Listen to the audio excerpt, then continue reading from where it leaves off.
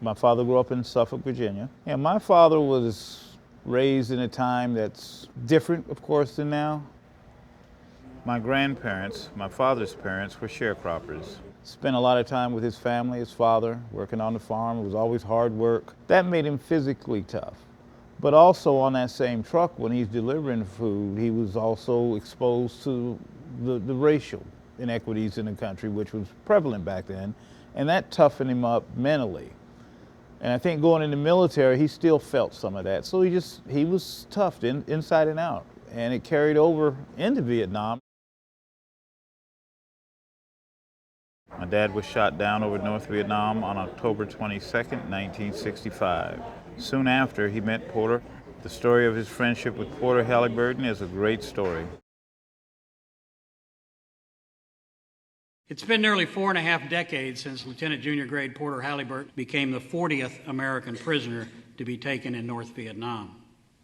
5 days later, Air Force Major Fred Cherry became the 43rd American taken prisoner in the North and the first black officer taken into custody. A month later, the lives of these two American warriors would intersect in a stark and filthy cell in a prison nicknamed the Zoo.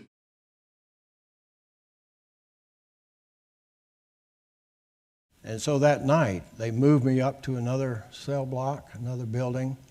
They opened the door and they pushed me inside and they said, "You must care for Cherry." And inside was a black man, Major Fred Cherry. And he was very, very badly injured. When they introduced Porter into his cell, they didn't trust each other.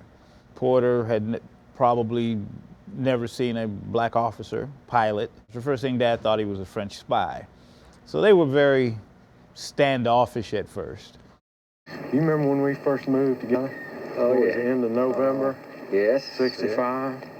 Cold as hell. Cold as hell. God, man.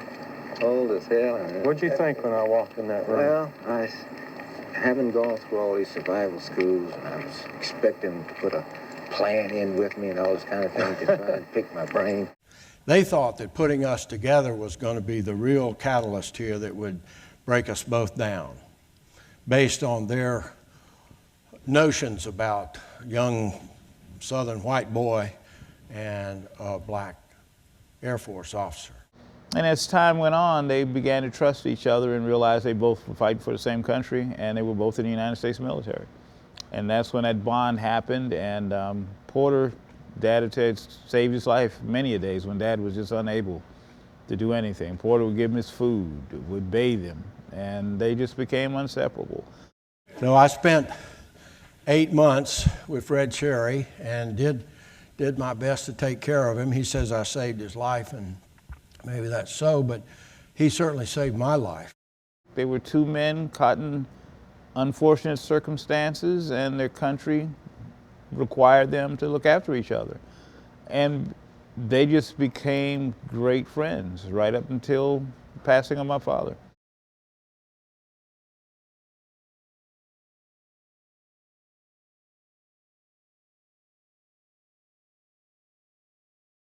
With all Dad's toughness, fortitude, he was one of the most empathetic people I've ever met in my life. If he could help you, he would. Financially, spiritually, he was just very empathetic.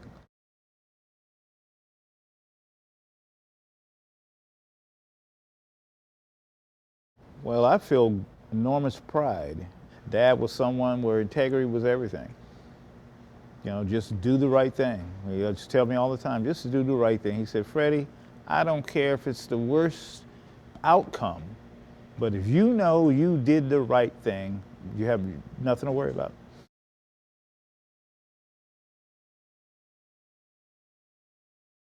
The lesson that I take personally is, and if you put on that uniform, it's not like working at Walmart or Target. You take that off when you go home. When you put on that uniform, that is, whether it's cloth on your body, you're wearing that 24/7. So when you volunteer nowadays to serve this country in that capacity as a soldier, the country comes first. And we need that lesson because we obviously learned it from the POWs. No matter race, religion, creed, or color, he's your soldier, and you take care of each other. Now let's see.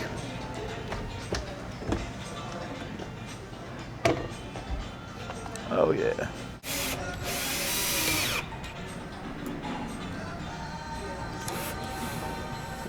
Just thinking, I'm gonna bring my grandchildren in here so they can see this. They're honored to have it up there. Oh yeah, they're Thank gonna you love so it. Oh man, appreciate You it. have, Thank you have your own booth now. Oh yeah. Thank you.